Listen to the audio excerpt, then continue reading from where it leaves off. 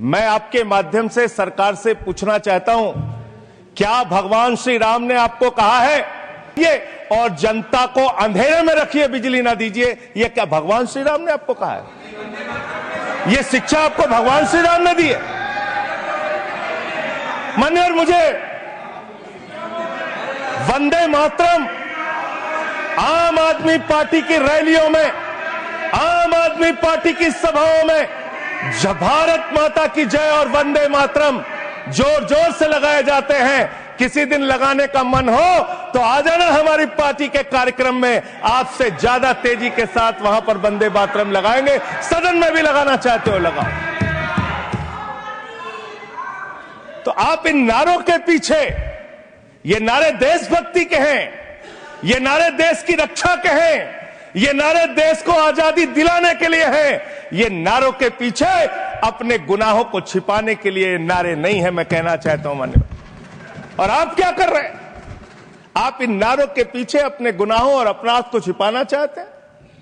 वंदे मातरम का मतलब क्या है? वंदे मातरम का मतलब है मातृभूमि की वंदना। मातृभूमि की वंदना। हम मातृभूमि की वंदना करते हैं, तो आप कैसे मातृभूमि की वंदना कर रहे हैं? अरे 1 रुपए में तो एक आम नहीं मिलता।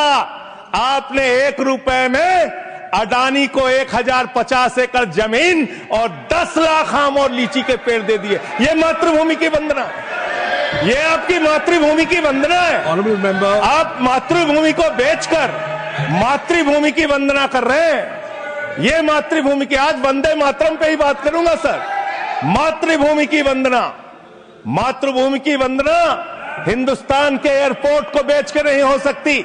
मातृभूमि की वंदना रेल को बेच के नहीं हो सकती, सेल को बेचकर नहीं हो सकती, समुद्री तटों को बेचकर नहीं हो सकती, कोयला और गैस को बेच के नहीं हो सकती, हिंदुस्तान की जमीनों को बेच के नहीं हो सकती। तुम लोग मातृभूमि को बेचने वाले लोग हो, तुम मातृभूमि की वंदना करने वाले लोग नहीं हो।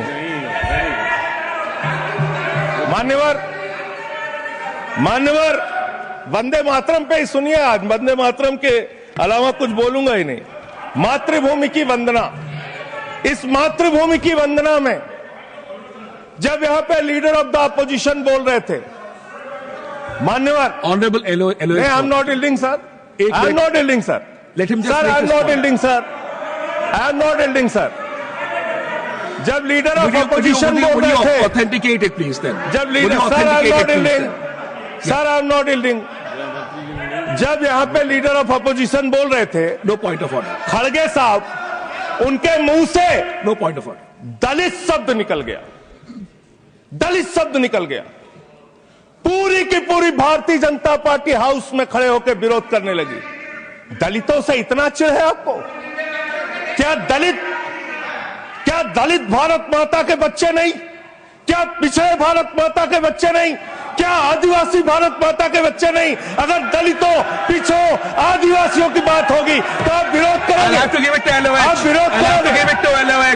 भारत में राष्ट्रवाद एक राजनैतिक संरचना नहीं है, बल्कि एक आध्यात्मिक चेतना है, जहां भूमि एक भूखंड नहीं, मां के तौर पर देखी जाती है, जहां पर हम भारत को भौगोलिक सीमाओं में नहीं, संस्कारों में निहित देखते हैं।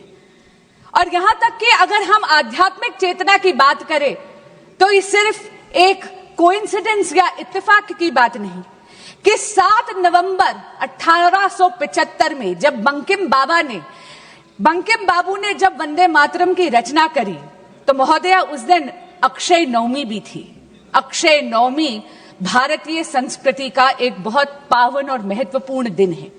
ये वो दिन है जब भगवान कृष्ण अपनी बाल लीला समाप्त कर धर्म की स्थापना के लिए मथुरा उन्होंने प्रस्थान करा। आज मैं ये जरूर कहूंगी कि वंदे मातरम हमारा राष्ट्रगान, धर्म, कर्तव्य और राष्ट्र धर्म की साक्षात प्रेरणा कर्मयोगी भगवान कृष्ण से प्राप्त कर ही संचारित करता है। और इसीलिए पूरे देश को कश्मीर से लेकर कन्याकुमारी तक ये गीत एकता के सूत्र में बांधता है। सुजलाम सुफलाम मलयज शीतलाम शस्य श्यामलाम मातरम वंदे मातरम। ये सिर्फ एक वाक्य नहीं है, यह दिखाता है कि प्राकृतिक वरदानों से सुशोभित भारत माता अपनी संतानों को अपनी जल समृद्धि, अपने फलों से, अपनी पावन शीतल हवा से किस तरह उसका लालन पोषण करती है। और इसीलिए महोदया, भारत माता हमारे लिए एक अमूर्त अनाम अवधारणा नहीं है, बल्कि मां दुर्गा, मां काली, मां लक्ष्मी, मां सरस्वती का साक्षात जीता जागता स्वरूप है, जो कि शक्ति, साहस, सौम्यता और ज्ञान का रूप है। आज विपक्ष के उपनेता ने एक बात कही, उन्होंने कहा कि कांग्रेस पार्टी ने कभी भी वंदे मातरम का विरोध नहीं करा। महोदय, मैं 2 पत्र आपके समक्ष सभा के पटल पर रखना चाहूंगी। पहला पत्र है जो कि तत्कालीन प्रधानमंत्री श्री जवाहरलाल नेहरू जी ने डॉक्टर श्यामा प्रसाद मुखर्जी को 1948 में लिखा था, 21 जून 1948 को। और मैं कोट कर रही हूं, अंग्रेजी में पढ़कर सुनाऊंगी ताकि किसी भी तरह की भ्रांति ना हो। उन्होंने कहा, personally I do not think Vande Mataram is at all feasible as a national anthem, chiefly because its tune, which does not suit orchestral or band rendering. Our national anthem has to be played by foreign orchestras all over the world.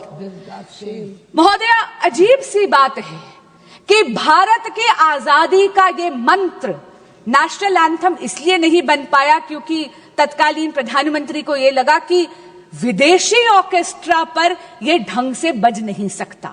ऐसा लगता है कि आजादी के बाद भी Congress party मानसिक रूप पर स्वाधीन नहीं हुई थी। दूसरा पत्र मैं सभा के पटल पर रखती हूं, जो तत्कालीन प्रधानमंत्री श्री जवाहरलाल नेहरू जी ने तत्कालीन गवर्नर श्री प्रकाश जी को लिखा था 8 अगस्त 1949 को। और उन्होंने कहा, For my part, I think it would be most unfortunate for Vande Mataram to be adopted as the national anthem. यानी व्यक्तिगत तौर पर तत्कालीन प्रधानमंत्री वंदे मातरम का नेशनल एंथम बनना दुर्भाग्यपूर्ण मानते थे। आज एक बहुत ही वरिष्ठ सांसद जो विपक्ष की तरफ बैठे हैं, वो एक दल के नेता भी हैं, उन्होंने हमसे एक सवाल पूछा। उन्होंने पूछा कि आप कितने सेक्युलर हैं।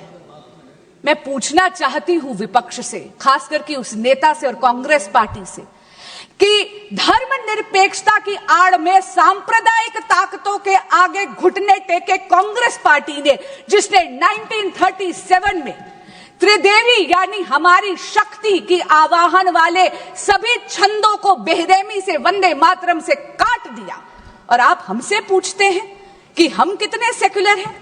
महोदया, जब ऐसे तुष्टीकरण की राजनीति के पटल पर वंदे मातरम की बलि चढ़ा दी थी, इसीलिए स्वर्गीय श्रीमती सुषमा स्वराज को 1996 में इसी सदन के पटल पर यह बोलना पड़ा, हां हम सांप्रदायिक हैं क्योंकि हम वंदे मातरम गाने की वकालत करते हैं, क्योंकि हम राष्ट्र ध्वज के सम्मान के लिए लड़ते हैं।